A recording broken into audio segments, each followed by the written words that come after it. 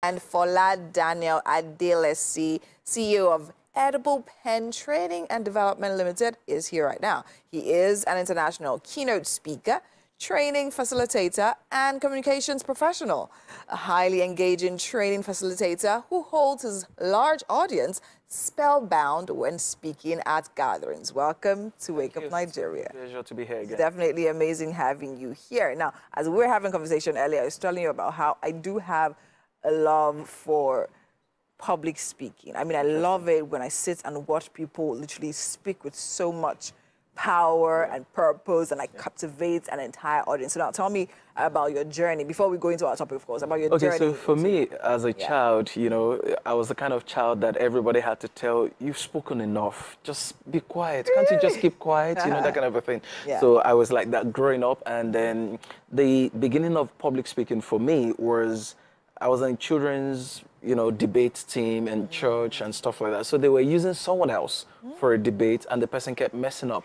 And the pastor's wife felt, why don't you, let's just give him a trial. They weren't sure if I could deliver, and they gave me a slot and I killed it. And you killed it. So they had to beg my dad, please, can you bring him back early from school? There's this debate, he needs to be a part of it. And ever since, I've been standing in front of, there's just something that makes it natural for me to stand in front of crowd and just talk to them.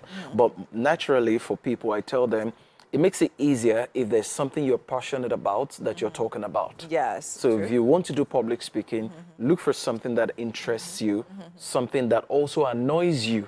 It's either way. True. It's either interesting you something you're irritated by. Yes. So either of them, you can pick it up and then start talking about them. Amazing. That sounds really good. So now for you, it came naturally. Yes, you were a kid that always wanted to speak and all of that. How about the people like us who were totally shy? I would never go for debates, never. Even somebody to spell in front of my class, I wouldn't do that. So for people like that, would you say, okay, is that a sign that, okay, maybe you shouldn't be in this field? No. You can leverage being shy. I've seen introverts take on public speaking, and when they're on stage, I'm also blown away by how they use their reserved nature to control the audience.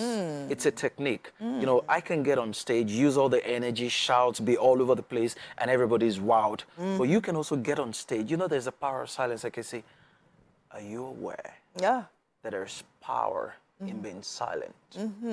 And then I stand back. If you know Richard Dyer Johnson, who used to be here and stuff like that, he wasn't a loud speaker, but he was an amazing, very quintessential public speaker. That you're not out there, you're not an extrovert, doesn't mean that you're not going to be a great public speaker. Amazing. Okay, let's not get carried away, because I can have this conversation with you for the rest of the day. So today, for Motivation, we're here to talk about the power of affirmation. I think this is actually one that is very interesting and necessary, considering the fact, I mean, still the beginning of the year. I mean, it's February and all of that, and a lot of people are like going into New Year, they have new goals, and they are looking for things and ways and methods to actually achieve those goals. And we've heard about affirmations in the past. So now, first of all, let's start by the definition. So the first thing, when we talk about affirmation, we're talking about what you say or reinforce to yourself. There are things that other people are saying to you, but it has a whole different meaning when you say it to yourself. In fact, psychologists believe that what you say to yourself sounds different when you say it to yourself, even if you've heard it repeatedly from other people. So affirmation is simply saying something to yourself and believing that as you say it, you will eventually say it. The science behind affirmation is that you can speak to your brain. And when you speak to your brain, it either shuts down or gets to work. A few examples of things that I've seen. There are times when I say to myself, okay, I want to get this thing done.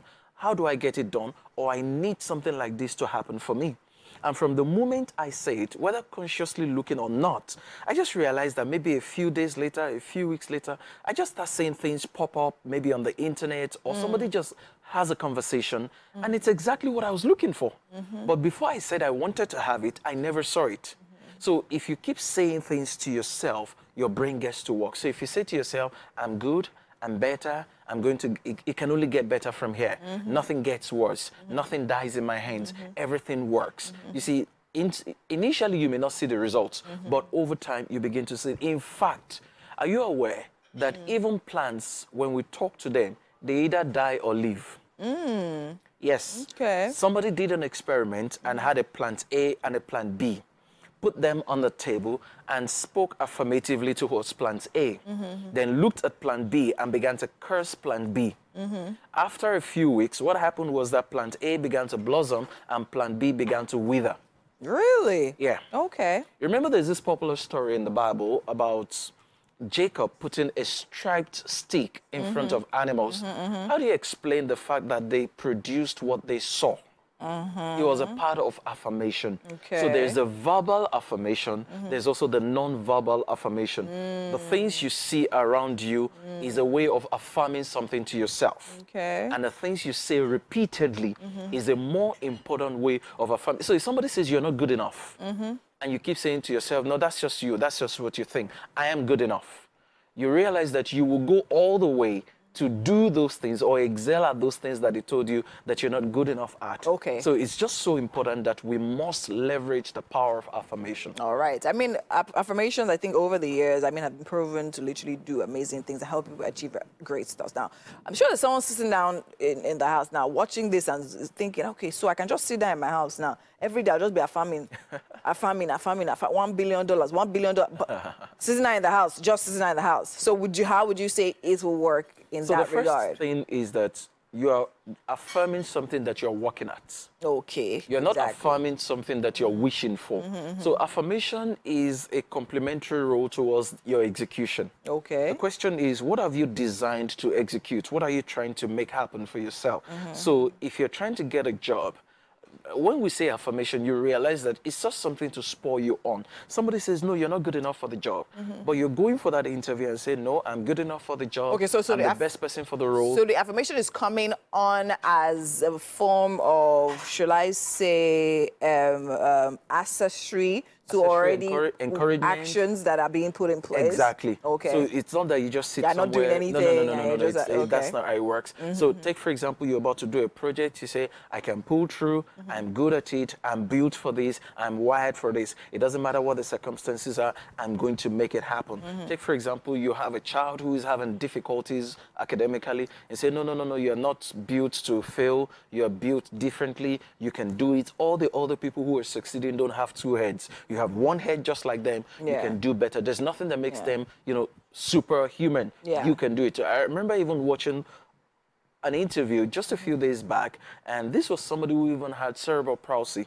And the mother would say to this girl, look, it's not your head that something is wrong with, it's your legs. So you can use your head, you can do better than those people. Go and compete with them. Nothing is wrong with your head, it's your leg that has issues. So when she heard that repeatedly, guess what? She eventually did very well. She finished school with a distinction. Wow, so amazing. When you affirm, and you need to affirm yourself, you need to affirm your loved ones. If you have children, you need to use affirmation for them. I love the fact that you're coming to that, because, I mean, growing up, I mean, in Nigeria especially, we all Most of us didn't experience Most of us didn't experience it because, I mean, our parents were a little bit stressed. Let's use the word stress. And, of course, within Nigeria. So I need you to actually emphasize on the importance of affirming kids, actually the younger generation, teaching them that way and showing them how that actually I'll finish that with a story that I also heard. There was this lady who was looking forward to her father saying to her, wow, you did well, that was amazing. She got home, showed the father the result, and kept trying to get the father's attention to say, look, Dad, I finished school, I did well, and the dad didn't just listen.